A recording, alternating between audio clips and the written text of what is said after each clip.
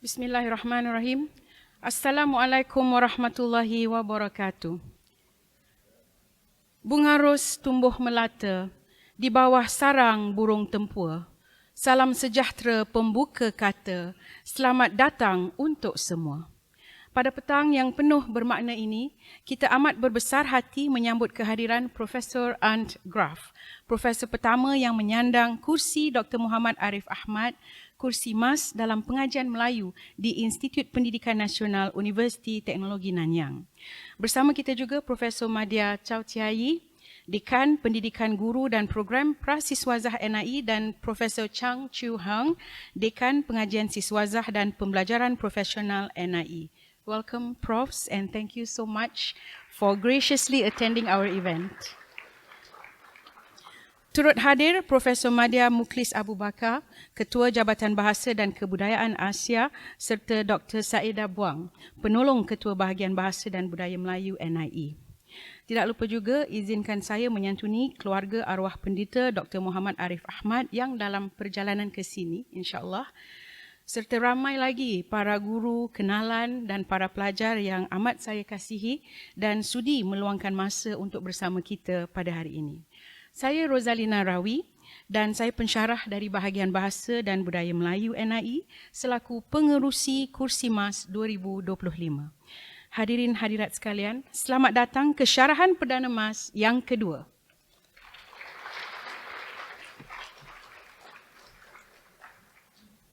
Untuk memulakan acara, marilah kita sama-sama menonton sebuah video berkenaan legasi pendeta kesayangan kita, Allahyarham Dr. Muhammad Arif Ahmad.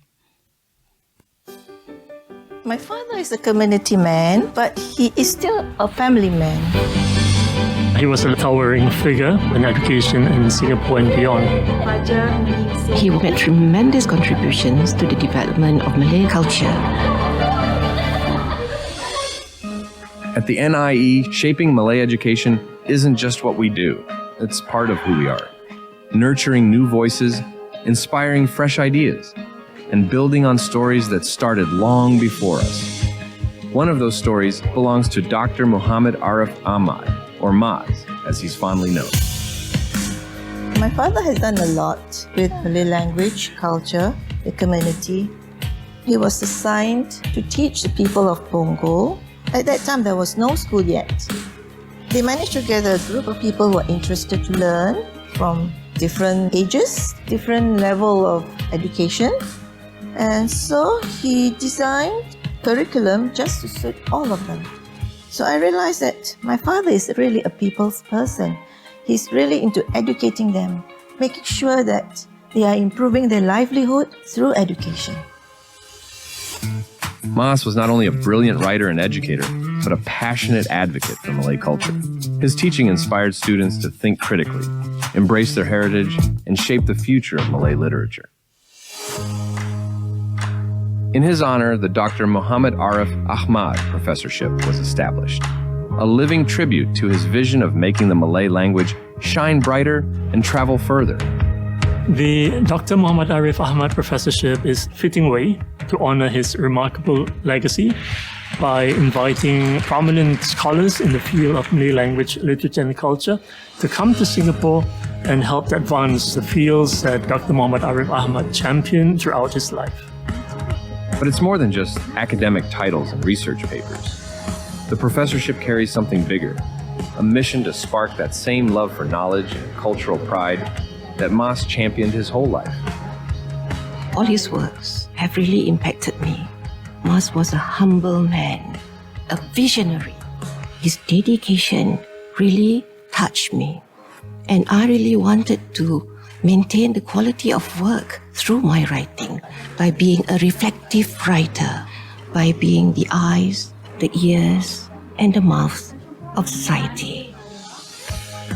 Through this professorship, more research will be done by distinguished scholars to uncover further his intellectual and literary gems from his vast corpus of works.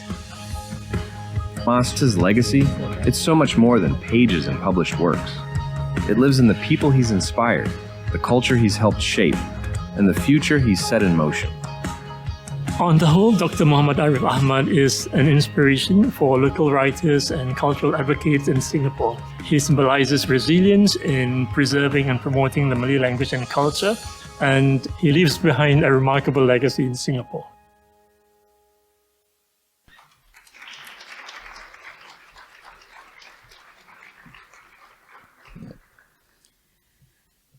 Selamat datang saya ucapkan kepada Puan Syarul. Alhamdulillah selamat sampai. Hadirin sekalian, kini saya menjemput Profesor Madya Mukhlis Abu Bakar, Ketua Jabatan Bahasa dan Kebudayaan Asia untuk memberi sepatah dua kata alu-aluan. Dipersilakan Prof.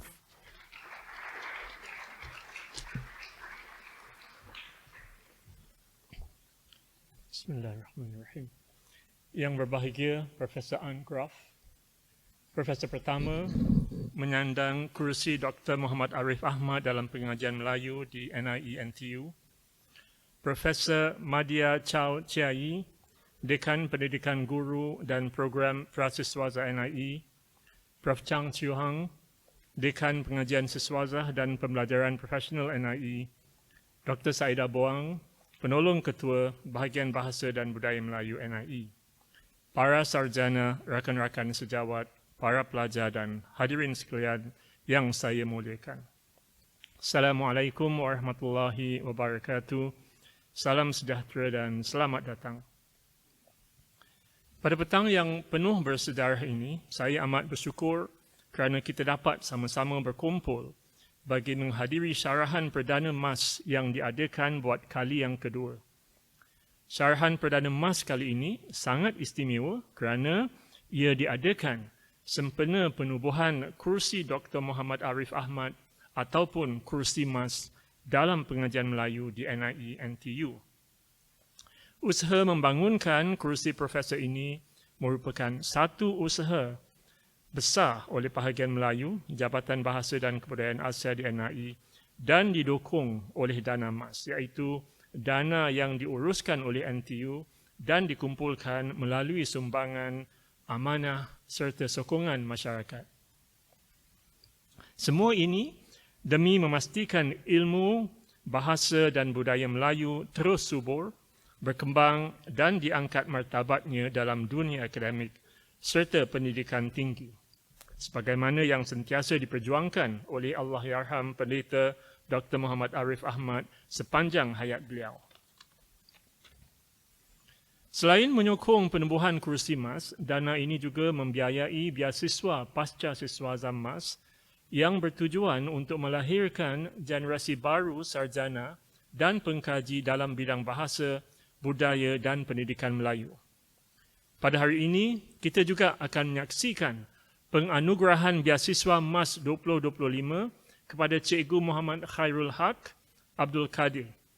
Seperti para penerima beasiswa Mas sebelumnya, antaranya yang hadir hari ini termasuk Dr. Suhaini Sarikon, Dr. Nur Hanisah Safari, Cikgu Muhammad Jalani Abu Talib dan Cikgu Nur Amalina Chalan.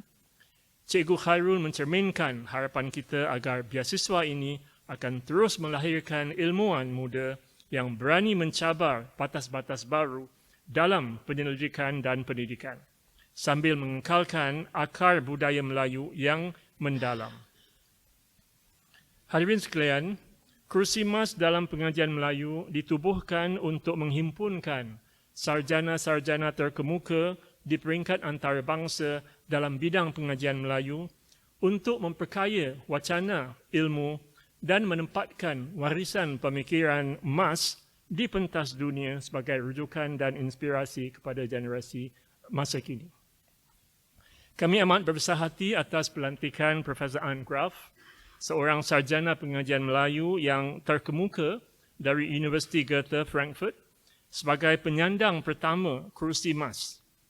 Profesor Graf merupakan seorang pengkaji yang tekun meneliti bahasa, budaya dan kesusastraan Melayu dan Indonesia serta telah lama menyumbang kepada perkembangan pengajian Melayu di persada antarabangsa. Sebentar lagi, Profesor Graf akan menyampaikan syarahan Perdana Mas kedua yang bertajuk Melestarikan Warisan, Membina Masa Depan, Menelusuri Peranan Pengajian Melayu sebagai jambatan community melalui lensa pemikiran Mas. Saya yakin kuliah yang bakal disampaikan hari ini akan membuka minda kita bukan sahaja tentang warisan dan sumbangan Mas, tetapi juga tentang bagaimana pengajian Melayu dapat berfungsi sebagai jambatan yang menyatukan masyarakat, memperkaya wacana ilmu dan membina masa depan yang lebih inklusif. Semoga kita semua terdorong untuk terus menghargai, meneliti dan memajukan bahasa serta budaya Melayu seiring dengan aspirasi Allahyarham Pendeta Dr. Muhammad Arif Ahmad. Dengan penuh hormat dan sukacita, saya sekali lagi mengalu-alukan kedatangan Profesor Ant Graf selaku profesor pertama yang menyandang kursi Mas dalam pengajian Melayu NIE-NTU. Sekian, wabillahi taufiq wal hidayah. Wassalamualaikum warahmatullahi wabarakatuh.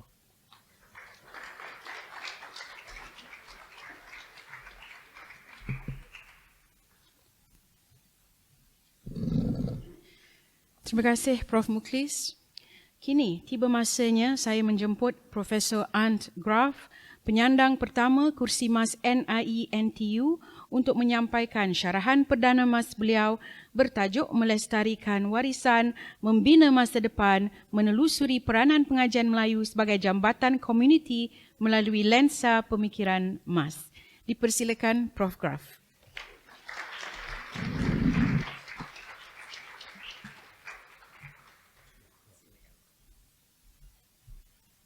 Baik, terima kasih banyak sekali Dr. Rosalina binti Rawi. Terima kasih banyak Profesor Mukhlis bin Abu Bakar. Saya juga berterima kasih kepada pihak pimpinan NIE at NTU, juga kepada keluarga yang saya sayangi daripada tokoh kita Dr. Muhammad Arif Ahmad. Dan saya juga sangat senang bahwa begitu banyak orang dari community Melayu hadir bersama kita pada hari ini, termasuk dari Masjid Sultan. Terima kasih karena datang. Juga ada tokoh-tokoh dari masyarakat Melayu yang telah banyak menyumbang untuk memungkinkan bahwa kursi Mas itu boleh didirikan, termasuk dari dana Mas yang sangat aktif selama begitu lama. Jadi terima kasih banyak sekali atas sokongan selama ini, atas kerja yang begitu keras. Mudah-mudahan suara akan membolehkan saya menyampaikan syarahan ini. Jadi di sini mungkin kita mulai dengan satu gambar yang cantik yang boleh menjadi sebagai simbol jambatan antara community, khususnya di Bandaraya Singapura ini. Dan saya rasa hari ini sebagai syarahan yang pertama dari seorang yang menjadi penyandang kursi Mas, seharusnya mode tone itu serius, sungguh, tidak terlalu bergurau. Karena itu sesuatu yang sungguh yang kita mulai hari ini. Jadi walaupun mungkin terasa berat kadang-kadang karena itu memang ada pesan dari beliau yang boleh saya dapati dari beberapa tulisan yang saya baca dari ratusan tulisan beliau. Pada akhirnya saya mendapati kesan bahwa Dr. Muhammad Arif Ahmad merupakan seorang yang betul-betul mencintai keluarganya, mencintai masyarakat komunitinya, tetapi dia juga seorang nasionalis untuk Singapura. Jadi mungkin dalam arti ini kita boleh mula. Sebagai kandungan mungkin kita harus memfokuskan di mana asal usul Dr. Muhammad Arif Ahmad dari tahun 30-an mula bersastra pada hujung tahun 30-an. Beliau bersastra di tengah community Majmuk di Bandaraya. Ini memang satu lokalisasi yang penting. Yang kedua, pengajian Melayu sebagai jambatan community melalui lensa pemikiran Mas. Kita boleh dari zaman ke zaman melalui lensa pemikiran Mas. Dan termasuk dari dalam kegiatan Mas adalah begitu banyak seminar kebudayaan termasuk seminar kebudayaan Singapura tahun 78 tentang penasionalan kebudayaan Singapura. Jadi mungkinkah itulah konten atau isi yang sesuai. Jadi kalau kita mula dengan bagian pertama pasastra di tengah community, Majmuk di Bandaraya. Di sini di tengah kita ada satu pantun tulisan beliau dari tahun 39, jadi pada ketika itu beliau berusia 15 tahun. Dan di sebelah kiri ada beberapa gambar kampung cantik dan Johor Bahru. Tetapi ada isinya yang dirujuk dalam pantun ini. Boleh saya minta Dr. Rosalina untuk mendeklamasi pantun itu? Pastinya boleh. Angan-angan, tempat tinggal di kampung cantik, dekat dengan wayang satu, naik basikal dua beradik, ke Tanglin tinggi sekolah dituju. Bulan bercahaya di langit biru, bintang berkelip beribu-ribu, pindah rumah ke Tiong Bahru, tapi sekolah tetap di situ. Anak kucing terkejar-kejar, yang satu bermain ekor ibunya. 4 tahun sudah belajar, inilah konon tahun akhirnya. Naik sudah ke darjah 5, belajar dengan Cikgu Rahmat. Susah payah sudahlah lama, tahun inilah baru selamat. Jambu gajus tinggi pokoknya, di kubur wakaf dia tumbuhnya. Kalau bagus dapat markahnya, nak jadi guru konon-kononnya. Terima kasih. Cantik sekali, saya tidak pernah boleh seperti itu. Terima kasih ya. Jadi angan-angan itu pantun yang memenangi hadiah pertama dari Sekolah Melayu Tanglin Tinggi pada Agustus 39.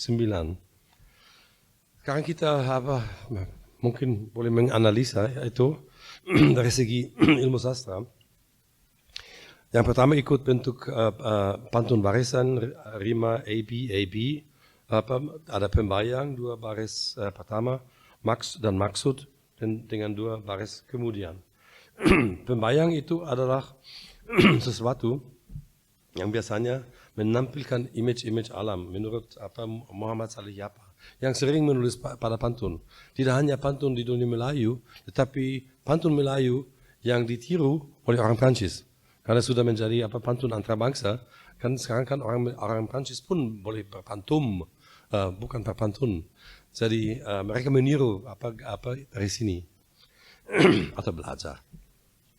Jadi pembayang itu penting untuk pembahasan kita hari ini, karena pembayang kalau dia selalu mengambil sesuatu dari image alam, artinya kita harus memfokuskan apa merupakan bahagian daripada image bayangan dalam cakrawala Mas pada tahun 39.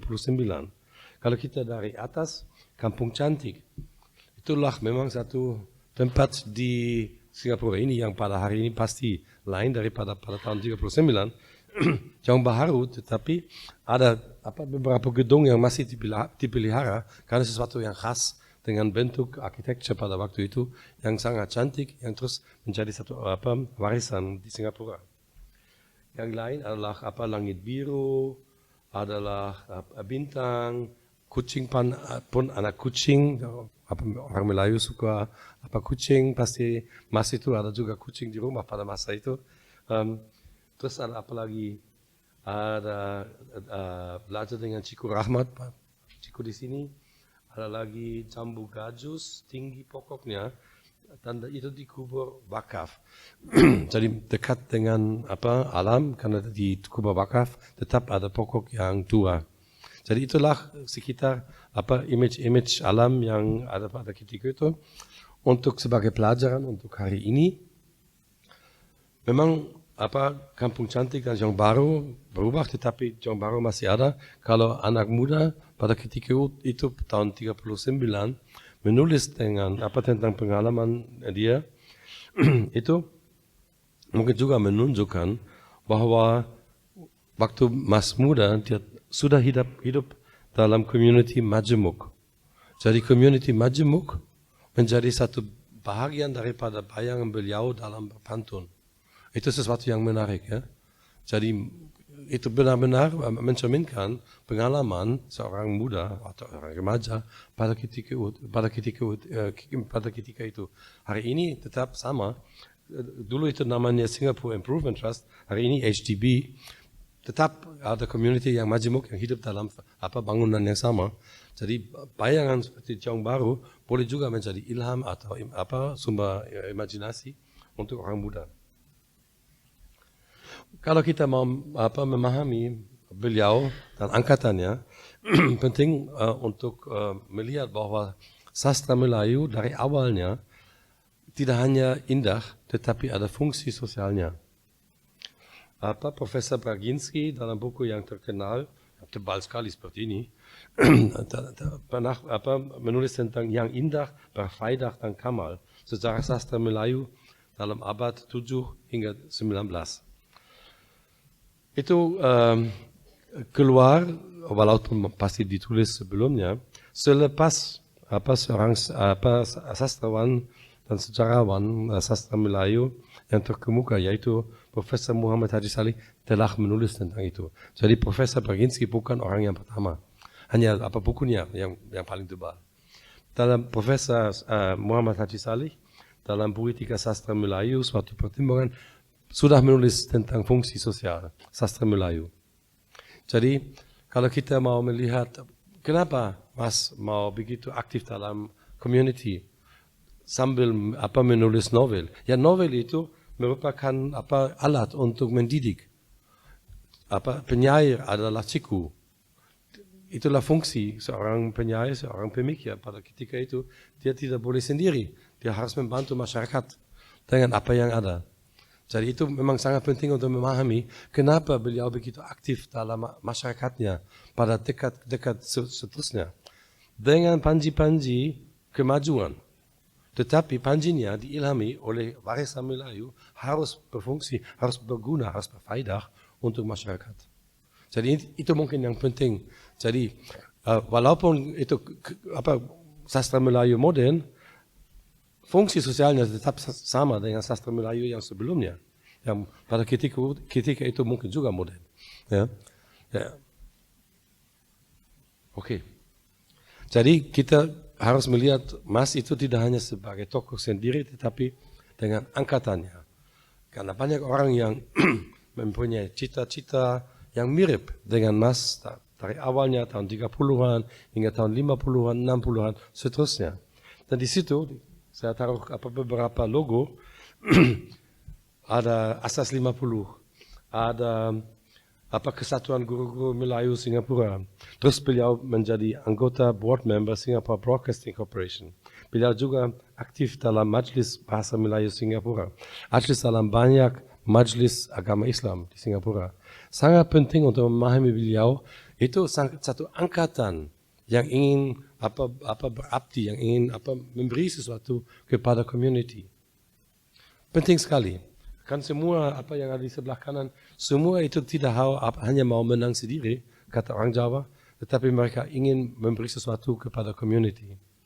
Jadi mungkin itulah semangatnya yang pada hari ini memberi motivasi kepada orang dalam tugas yang ini, menjembatani community, itu dari awalnya sudah ada dalam angkatannya.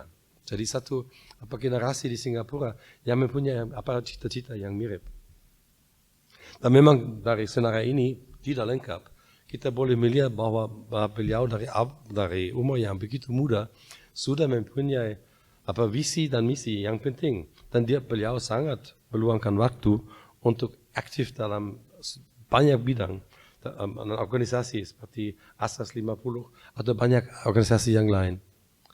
Jadi sebagian daripada accolades yang boleh kita saksikan dalam Mas Research Hub di perpustakaan NAI. Ini memang oleh karena beliau menjalankan sesuatu amanah yang diamali banyak orang pada ketika itu di dalam masyarakat Melayu.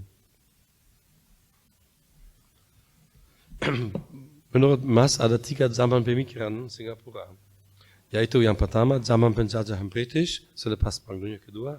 Beliau meletakkan tahun 50 hingga 99. Terus zaman kerajaan sendiri, dan bersama Malaysia, tahun 59 hingga 65, dan zaman merdeka, tahun 65 hingga kini. Jadi dalam berikutnya, saya ingin mengikuti pembahagian zaman itu melalui Mas untuk melihat dengan lebih dekat bagaimana perubahan zaman dan bagaimana Mas itu berfungsi dan bergerak di dalam zaman yang masing-masing itu. Sini saya mengambil gambar dari laman web Kementerian Pendidikan Singapura yang menunjukkan betapa besar kemiskinan menjadi masalah besar di zaman penjajahan.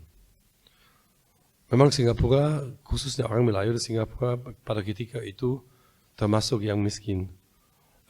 Dan Mas sendiri saya melihat video pernah harus pindah sebagai orang muda sampai 6 kali kalau tidak salah pada tahun 30-an oleh karena keluarga tidak mampu membiayai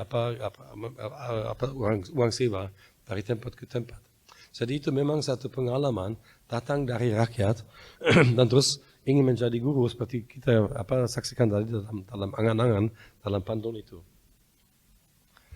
Lebih parah lagi, tidak hanya orang Melayu miskin, tetapi juga pengajian tentang orang Melayu tidak ada di sini, di sekurang-kurangnya di peringkat universiti, karena semuanya dipusatkan di London. Orang Inggris lah yang menguasai ilmu tentang pengajian Melayu, tentang pengajian kawasan empire mereka yang lain. Sama juga formula dengan orang Belanda. Di Indonesia pada ketika itu, tahun 49, 93% dari jumlah penduduk buta huruf.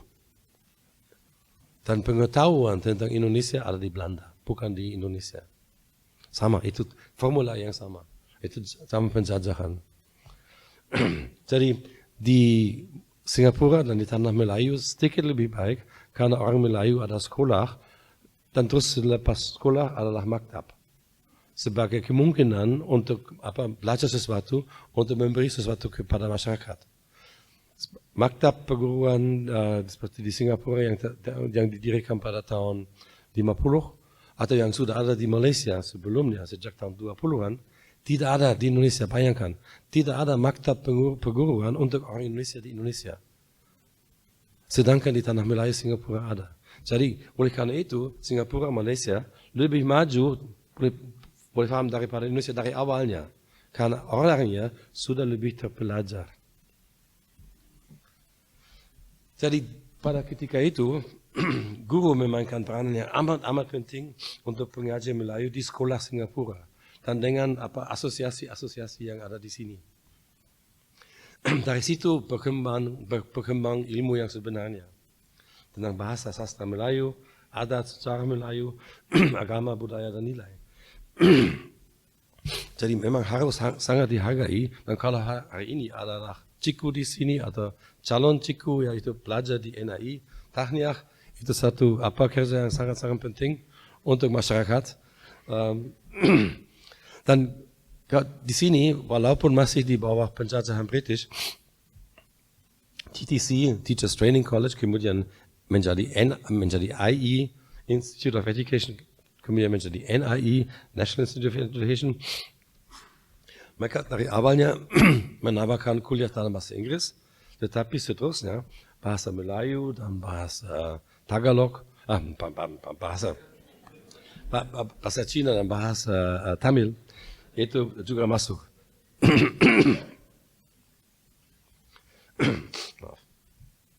Jadi, ya, kalau Mas sendiri di zaman penjajahan British, di antara tahun 50 hingga tahun 99, kita boleh melihat seorang ciku yang sangat aktif, ciku yang menulis sastra, jadi dia harus mengajar pada pagi hari, mungkin juga pada petang hari, dia aktif di sekolah, harus menulis kurikulum seperti kita tengok tadi dalam video.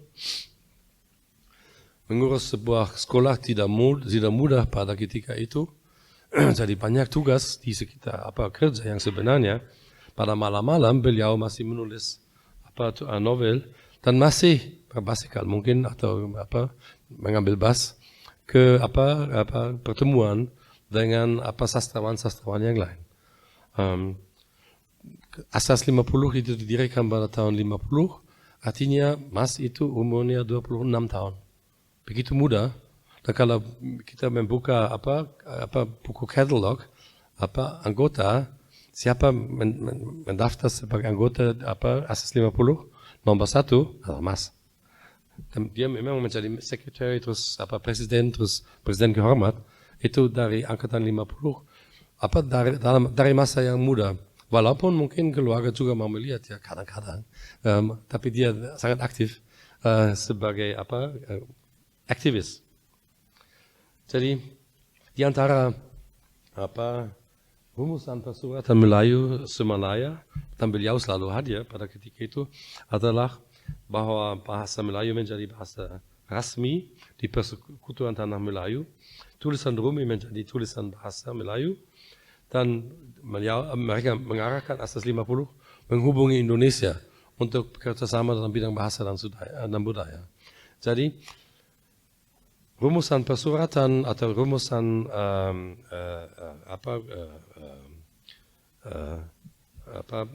kumpulan persuratan Melayu dan seterusnya, itu saya ambil dari tulisan Mas yang hampir selalu hadir sebagai wakil dari Singapura dalam pertemuan seperti itu.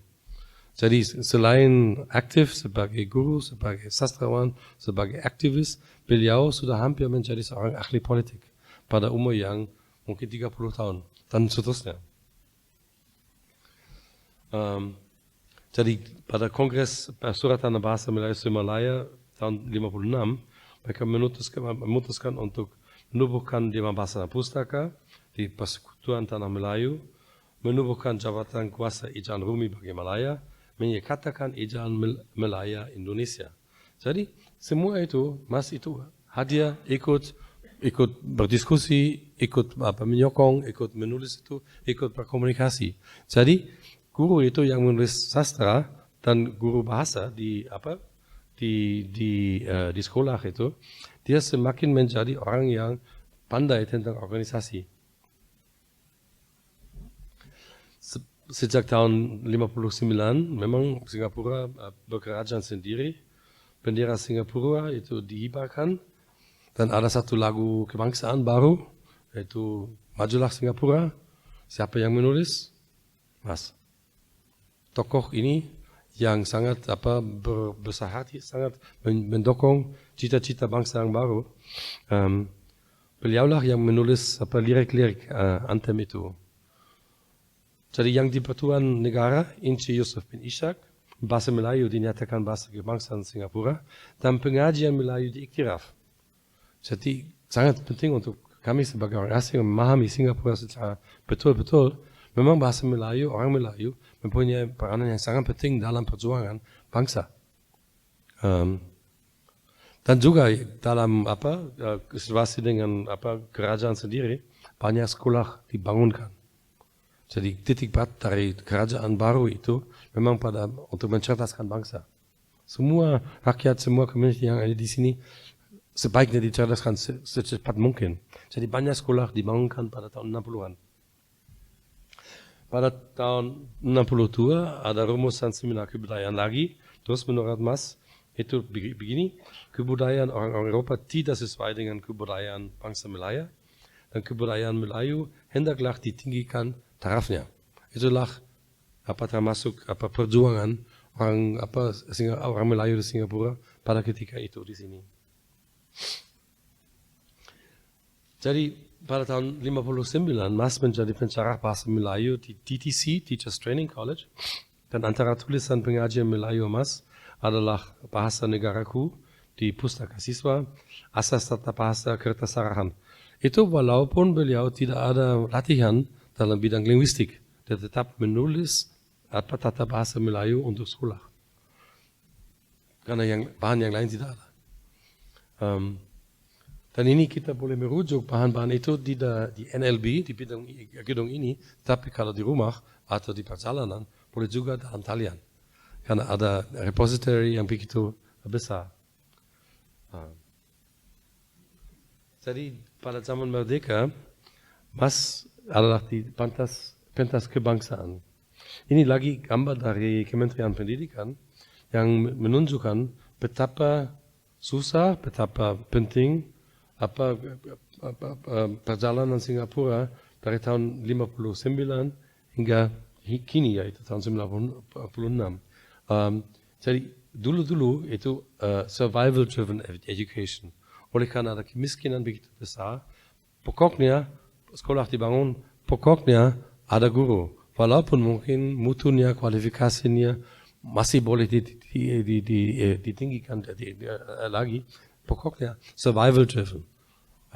Kemudian ada fase baru, yaitu excellence driven, efficiency driven.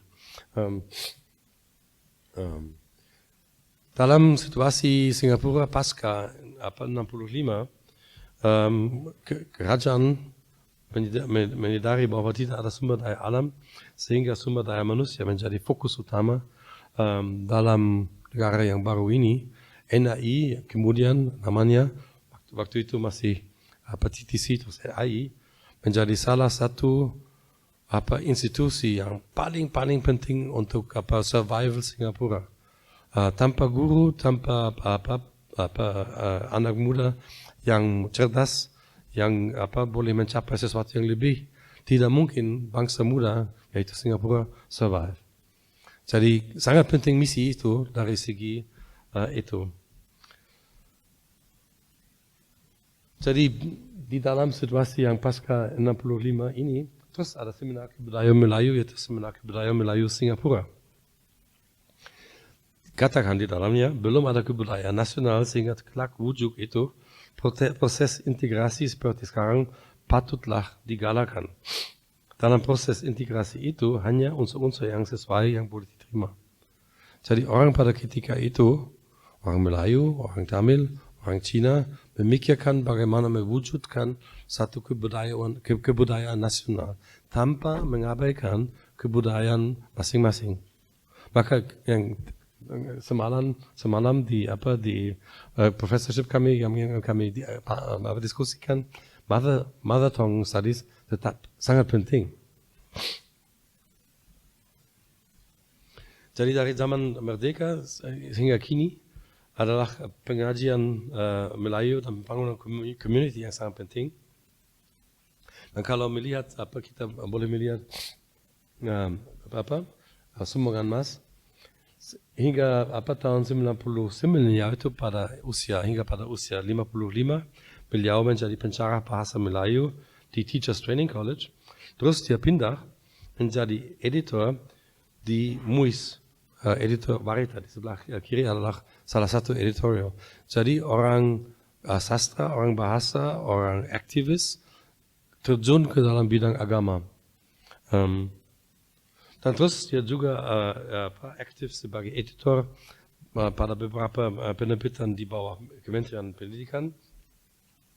Dan dia hingga tahun 87 menjadi specialist writer untuk pengetahuan Islam di Curriculum Development Institute of Singapura. Jadi kalau ada orang Islam di sini yang pernah membaca buku tentang Islam di Singapura, kemungkinan besar Mas ini termasuk penulisnya, pengarangnya. Jadi dampaknya sangat besar sampai pada hari ini melalui buku-buku sekolah, buku-buku agama yang pernah dihasilkannya. Antara tulisan Mas pada ketika itu adalah panduan puasa, pengetahuan Islam, buku panduan guru menengah 3, teras kebudayaan Singapura, percobaan dalam pembentukan pengetahuan Islam lagi, panduan tata bahasa Melayu Singapura dalam konteks dunia Melayu, bahasa jiwa bangsa, bahasa Melayu pada hari ini. Jadi satu bahasa, sastra, agama Islam yang menjadi sangat penting dalam bayangan beliau. Dan kalau kita melihat tahun 99 beliau 55 tahun, kemudian dia semakin aktif dalam bidang agama. Mungkinkah, saya kurang tahu, mungkin Ustaz di sini lebih arif, kalau orang menjadi lebih tua, mungkin mereka suka mengaji. Sering ke masjid, sering suka mengaji. Mungkinkah beliau sama? Kan itu sebagai sesuatu yang sangat menarik, sangat penting untuk beliau pada ketika itu. Dan tidak hanya untuk diri sendiri, tetapi dia mau berkongsi. untuk apa generasi yang muda. Dan tidak hanya itu bersifat ilmiah. Itulah peta penyatuan Singapura. Wah, bagaimana caranya itu? Jadi dalam seminar kebudayaan Melayu Singapura tahun 78, mereka di antara rumusan mereka adalah rumusan tentang penasionalisasian kebudayaan Singapura, the nationalization of Singapore culture. Ada masyarakat Melayu di atas atau keturunan Melayu di atas, terus di sebelah kiri adalah masyarakat keturunan Cina, masyarakat dengan keturunan India, dan masyarakat yang lain-lain. Dan semua itu, rumusan itu, harus dari masyarakat kelompok ke masyarakat yang berkongsi, ke masyarakat yang bersama, sampai pada masyarakat yang berpadu di peringkat nasional. Jadi itu satu rumusan, dan itu bersifat atau kelihatan sangat saintifik. Kenapa? Karena di belakangnya memang ada sains, adalah unsur teori penasionalisasian kebudayaan Singapura berdasarkan tulisan Profesor Kuncak Aningrat dari Indonesia yang pernah menulis tentang budaya itu dengan berbagai unsurnya, dan dalam rumusan Kongres Kebudayaan Singapura tahun 78 itulah menjadi dasar untuk mereka memikirkan bagaimana kita boleh mencapai satu budaya nasional di Singapura. Misalnya dalam sistem kemasyarakatan, termasuk sistem kekerabatan, sistem bersemendaan, sistem hukum dan adat, kesenian, termasuk seni rupa, seni suara, seni lakon, seni tari, seni silat, hobi dan hiburan, kraf, bahasa dan kesastraan, sistem pendidikan dan pengajaran, kepercayaan, bukan agama. Semua itu menjadi medan untuk mencapai satu kebudayaan nasional satu hari kemudian. Jadi sebenarnya angkatan pada tahun 70 ini bukan hanya Mas tetapi kawan-kawannya yang ikut dalam Kongres Kebudayaan itu memang sangat memikirkan tahap-tahap untuk mencapai kebudayaan nasional satu ketika. Dan tidak hanya itu, oleh karena beliau dan kawan-kawannya aktif dalam banyak bidang organisasi, majelis, mereka juga boleh mengawasi tahap-tahap sampai kepada tahap seperti itu. Dalam itu ada satu pesan yang cukup berat. Menurut Mas, nilai hidup masyarakat Melayu yang relevan untuk penasionalisasian kebudayaan Singapura terbagi dua bidang, yaitu nilai budaya dan nilai Islam. Adat, sembah kepada datuk, taat, setia dan berani, muafakat, budi bahasa, merendah diri, sabar, perpaduan masyarakat, termasuk dalam nilai budaya yang relevan untuk mencapai kebudayaan nasional. Kalau dari segi nilai Islam, menurut Mas, adalah kalam dari Allah, kalam Nabi, kalam yang tua. Jadi semua itu menurut Mas boleh membawa masyarakat Melayu ke arah itu. Kalau nilai itu diajar, ditekunkan di sekolah, di universiti, di masyarakat yang lebih luas, mungkin juga di masjid, khususnya yang bersifat Islam. Ya. Jadi itulah mungkin pesan yang utama, dan mungkin itu memang sesuai untuk syarahan kursi Mas yang pertama, untuk memperingati itu atau untuk membaca itu. Itulah sebenarnya pesan yang sebenarnya yang saya dapati dari begitu banyak tulisan beliau. Itulah memang ada nilai-nilai Melayu termasuk dalam sastra segala macam, tetapi tujuan beliau adalah kebudayaan nasional di Singapura dan sumbangan orang Melayu, community Melayu untuk itu. Jadi menjambatani community seperti dalam image yang cantik yang tadi, itu dia memang ada tujuan itu, dan dia juga melihat ini nilainya untuk membawa community Melayu ke sana. As all of us know, he's a legendary scholar who has followed the passion of his heart and who has not been distracted by any other thing except the passion of his work.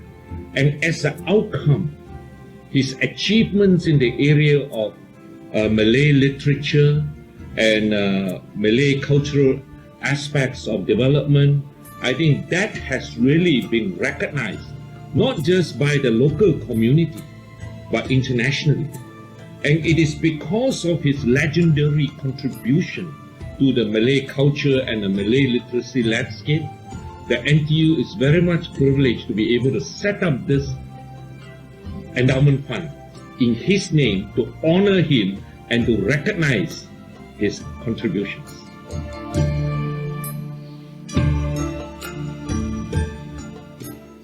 Jadi rupanya ada juga sambutan yang baik dari community yang lain. Jambatan sudah berfungsi. Jadi sebagai rumusan, Mas aktif dalam bidang bahasa, sastra, agama, media, politik, tapi dengan tujuan. Dia tidak hanya orang yang hanya aktif, tapi dia ada tujuan dan pesan dan satu pesan untuk kita mungkin hari ini.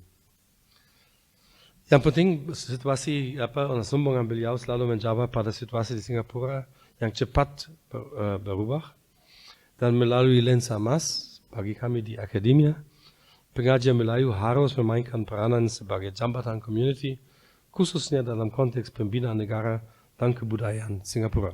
Dan demikian, saya mengucapkan terima kasih banyak dan banyak salam dari Salji.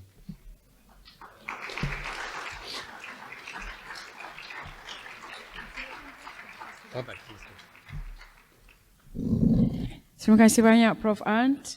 Dan sekarang saya ingin menjemput ke atas pentas untuk bersama dengan Prof. Ant, Dr. Saida Buang selaku moderator bagi sesi perbincangan yang selanjutnya. Ya, daripada tadi Dr. Saida merenung-renung saya, dia tanya kenapa Prof. Ant tak diberi air. Ini buktinya ya. Ada air di sini, tapi di atas meja tu ada teh panas. Ya, dipersilakan.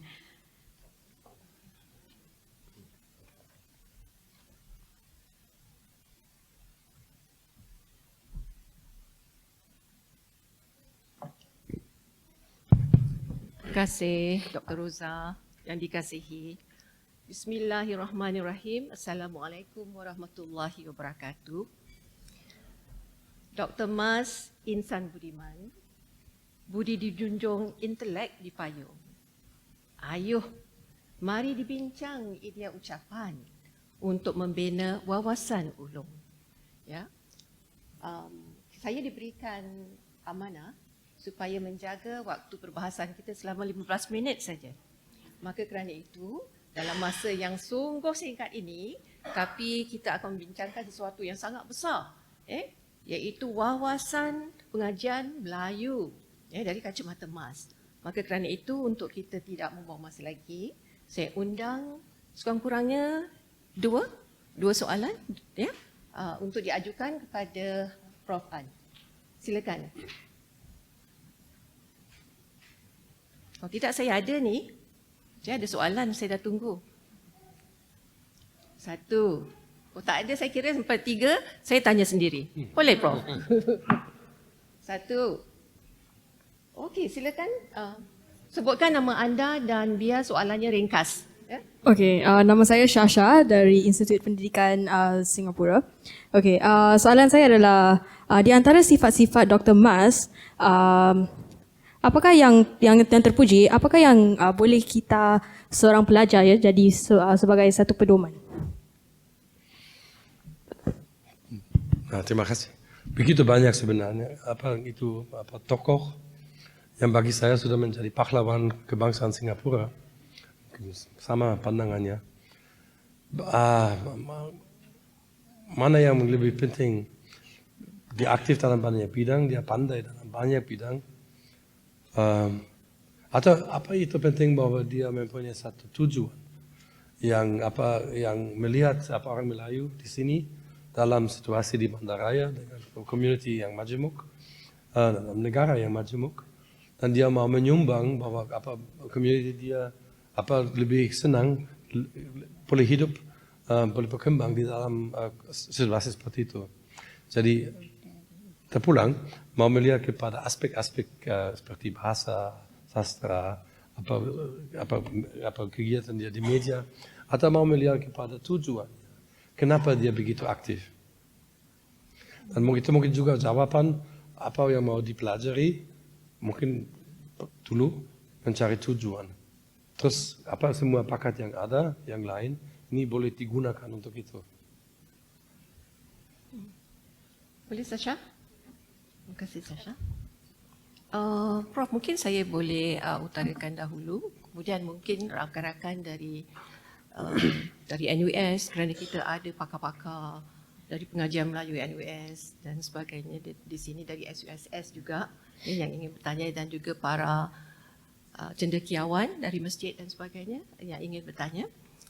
Okay, dalam dunia yang semakin terancam ini, Prof, ya, kita dapati bahawa usaha untuk menjaga sisi kemanusiaan begitu tercabar, ya, di mana nilai-nilai universal semakin cuba diganggu-gugat sehinggakan the might is right, yang kuat itu benar.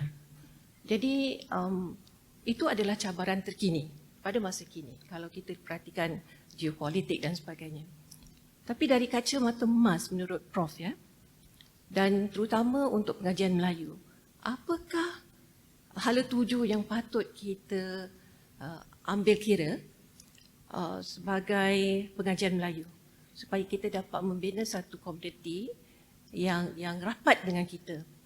Kerana kita seperti yang Mas cita-citakan, kita seharusnya menjadi jambatan yang mengeratkan antara ilmu dengan masyarakat. Ya. Wah, berat sekali. Memang kita sedang mengalami globalisasi yang semakin cepat, dan ada banyak peluang juga dari segi ekonomi, dari segi budaya, dari segi politik pun. Singapura sangat bermanfaat dari globalisasi karena export oriented. Jadi kalau kita melihat banyak gedung banyak bangunan yang tinggi, ekonomi Singapura yang begitu bagus, karena memang Singapura di tengah globalisasi. Tapi itu juga berarti bahwa kalau ada shock dalam perjalanan globalisasi, orang Singapura yang mendapat shock itu juga. Jadi kalau kita belajar dari Mas, kita harus ada resilience. Resilience itu datang dari agama. Resilience itu boleh datang dari sastra. Beliau menulis banyak novel, pantun. Boleh datang dari community, cara bergaul secara social. Jadi mungkin dalam menghadapi shock-shock yang akan datang, mungkin resilience kita sebagai community, sebagai masyarakat semakin ditingkatkan. Hampir-hampir sebagai usaha dari segi pertahanan mental dalam shock-shock yang akan datang. Dan mungkin kita boleh belajar dari krisis COVID, kita semua kena shock yang sangat besar, dan kita menjadi semakin pandai untuk mencari resilience dalam keadaan seperti itu. Mungkin kita boleh secara sistematik melihat apa saja yang membantu dalam pandemi. Mungkin itu bidang-bidang itu boleh dibesarkan, diperkuatkan di masa hadapan untuk menghadapi shock-shock yang akan datang. Termasuk saya melihat Ustaz, termasuk memang agama sangat-sangat penting. Kan kalau ada orang meninggal seperti dalam COVID, di mana mereka pergi? Jadi memang sangat penting. Tetapi juga Banda yang cantik ini, cantik karena hijau, cantik karena ada bangunan yang bagus, tidak ada yang runtuh. Jadi ini juga membantu kita. Jadi yang dari segi itu mungkin keuntungan boleh diterima dari globalisasi, peluang boleh diterima. Tetapi pada saat yang sama, menurut Mas, perlu untuk memperkuat community dan juga jambatan antara community dalam masyarakat yang majmuk. Saya ada soalan kedua, tapi saya tak nak memonopoli masa ini. Ya. Jadi mungkin ada soalan, kerana saya sebenarnya memang suka bertanya. Ya, silakan Tuan. Silakan. Tuan Asmin merupakan salah seorang anggota Dana Mas LBKN. Penggiat sastra dan juga menyokong Dana Mas. Tadi saya tersentuh dengan mukadimah Prof yang mengatakan Dr. Mas adalah seorang nasionalis. Saya agak terkejut juga sebab nasionalis itu selalu dihubung-kaitkan dengan nasionalisme dan politik. Melalui karya-karyanya yang tadi dibacakan, pantun, karya-karya sajaknya dan novel-novelnya, dia lebih kepada romantis dan sosialis. Jadi saya melihat Dr. Mas adalah seorang sosialis lebih daripada nasionalis. Dan saya tidak menafikan waktu mengendalikan Asas 50, salah satu matlamat Asas 50 adalah memperjuangkan sastra, bahasa dan juga kemerdekaan. Ada sedikit elemen nasionalis di situ, tapi keseluruhan jiwanya, keseluruhan kehidupannya yang dia sendiri prihatin sampai sekarang belum ada budaya kebudayaan nasional Singapura, itu menunjukkan dia adalah seorang sosialis daripada nasionalis. Terima kasih. Terima kasih ya. Boleh juga tafsiran seperti itu tentu ada. Sosialisme sangat populer di kalangan intelektual pada tahun 50-an. Boleh juga beliau terpengaruh oleh itu. Seperti parti yang berkuasa di tempat di kawasan dunia di sini memang juga beraliran sosialis, bukan komunis, sosialis untuk rakyat. Itu boleh juga. Tapi mungkin sisi yang lain tetap ada, yaitu arisan dari sastra Melayu yang sebelumnya, yaitu sastra atau sastrawan harus ada fungsi sosial. Itu sebelum lahirnya sosialisme sebagai ideologi, pandangan itu sudah ada. Jadi mungkin ada kedua-duanya. Terutama sekali Prof, apabila kita fikirkan kembali bahawa Mas itu juga seorang pendiri Asas 50 yang mengutamakan seni untuk masyarakat, di mana social justice itu mainkan peranan penting ya, untuk menentang penjajahan dan sebagainya. Ya. Terima kasih Encik Asmin. Ada soalan lain? Ya, silakan. Nama dan soalan ringkas. Bismillah. Nama saya Fadli, saya seorang guru bahasa Melayu dan juga seorang penulis muda. Jadi Prof, dalam landscape pendidikan dan pengkaryaan yang bukan dalam zaman Mas, apakah mungkin semangat yang boleh kita pinjam untuk kita bawa ke depan? Mungkin yang menarik untuk orang muda, beliau tidak mau sendiri dipilih sendiri untuk menulis.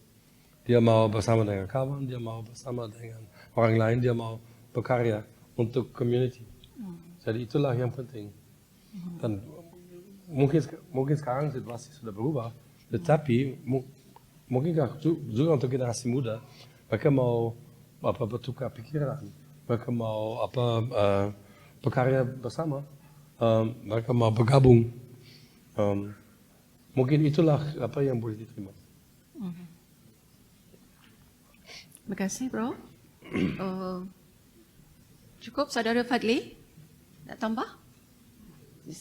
Cukup. Okay, terima kasih. Mungkin dari masjid?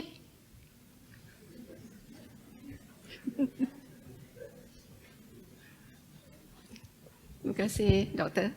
Ya, terima kasih Profesor Anad. Beberapa kali disebutkan nama masjid. Tapi saya rasa bukan saya seorang orang masjid, mungkin ramai lagi orang masjid. Kebetulan Profesor datang ke Masjid Sultan, jadi kita menyambut beliau. Jadi saya diberikan peluang, saya ingin bertanya soalan. Saya kira Profesor Dr. Muhammad Arif ini adalah tokoh masyarakat. Dan saya belajar hari ini banyak perkara-perkara penting ataupun ciri-ciri sifat-sifat beliau yang boleh kita pelajari dan juga kita jadikan panduan untuk masa hadapan. Ya, jadi saya secara personal hari ini tidak ada soalan, tapi saya banyak belajar untuk melihat tokoh-tokoh yang lain juga. Kebetulan saya juga sedang melihat tokoh-tokoh bersama Dr. Arif dalam buku-buku tadi. Jadi saya kira apa yang diutarakan oleh Profesor, contohnya berkarya bersama, itu hari ini mungkin kurang. Jadi tapi pada masa Dr. Arif itu dia lihat Syed Abdillah Al-Jufri, Ustaz, beberapa orang itu mereka bersama-sama menghasilkan karya. Saya kira itu saya dapat inspirasi lah hari ini. Jadi itu mungkin saya tidak ada soalan tapi lebih berkongsi. Terima kasih, Profesor. Terima kasih, Doktor. Prof nak sambut komen. Sebenarnya masih banyak lagi. Untungnya ada tanah mas dan ada usaha untuk digitalisasi semua tulisan beliau sehingga boleh diakses dan dirujuk orang, dan ada banyak syarahan mudah-mudahan lagi, banyak penyandang kursi mas lagi yang boleh mengisi banyak aspek yang hari ini saya tidak liputi. Okay. Mungkin kita ingin terima soalan dari rakan-rakan dari NUS, dari pengajian Melayu. Bila kita memperkatakan tentang pengajian Melayu ni, nasib kita. Boleh? Ya, ayo. Ya, terima kasih Prof. Senang sekali mendengar ceramah dari Prof. Satu soalan. Nama Dr. Azhar. Saya Azhar Ibrahim dari Jabatan Pengajian Melayu NUS. Ya.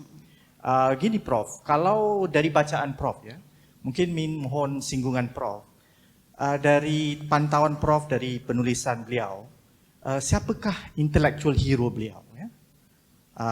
Yang dari dalam negeri ataupun dari luar ataupun dari serantau. Agak menarik kalau kita menelusuri seorang tokoh pemikir itu, kita nak tahu tentang nasab ilmunya itu ya. Mungkin kalau Prof boleh singgung sedikit.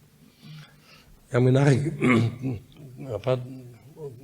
Dr. Arif Ahmad Muhammad Arif Ahmad mempunyai pendidikan 7 tahun di sekolah Melayu, terus dia mempunyai pendidikan di maktab yang sekarang menjadi UPSI. Jadi sebenarnya tidak banyak pendidikan rasmi. Yang selebihnya beliau mengambil dari bacaan sendiri.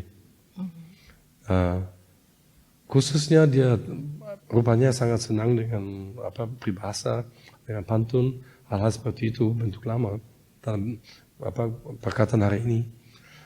Dan dari bentuk-bentuk seperti itu, beliau mengambil ilham untuk menulis novel, tapi juga untuk menjadi aktif dalam bidang masyarakat, dalam organisasi-organisasi seperti itu.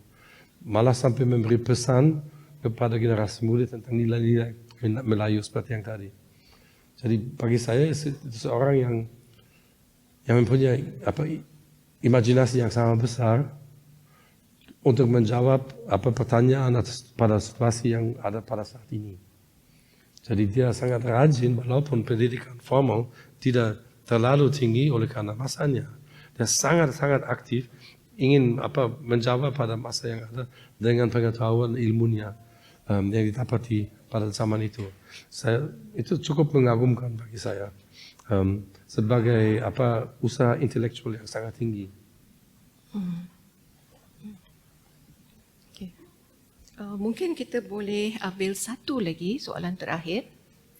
Oh, sekarang ada 2. Mungkin kita boleh utarakan soalan, kedua-dua soalan sekali. Jadi Prof boleh menjawabnya serentak. Silakan saudara. Hello, okay. Assalamualaikum semua. Saya Megat, masih pelajar lagi di Institut Seni Halus di Eropah. Dan soalan ini sebagai seorang pemuzik ya. Lagu tema Bulan Bahasa, Bahasa Menjunjung Budaya tulisan Cikgu Arif Ahmad sangat memberikan kesan yang khas dalam mengajak masyarakat kita untuk mencintai bahasa dan budaya bangsa. Jadi menurut Prof, untuk melanjutkan nafas perjuangan Cikgu Arif, apakah agaknya lagu-lagu yang boleh dihasilkan buat anak-anak bangsa zaman ini?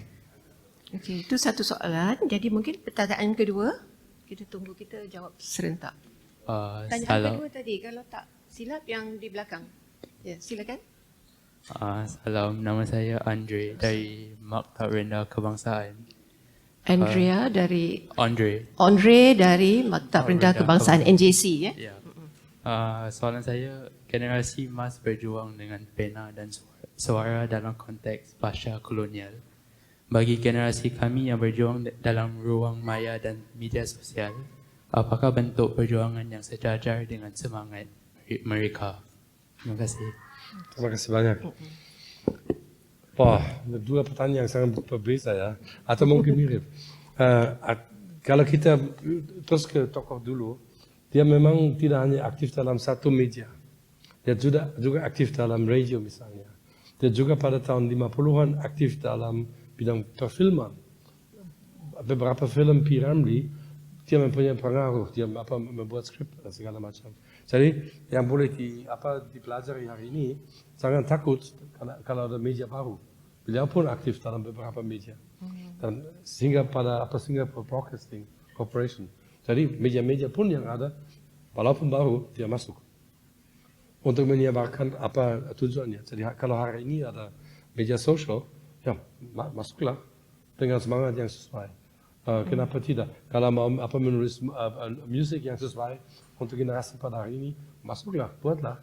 Kalau itu memang sesuai dengan semangatnya.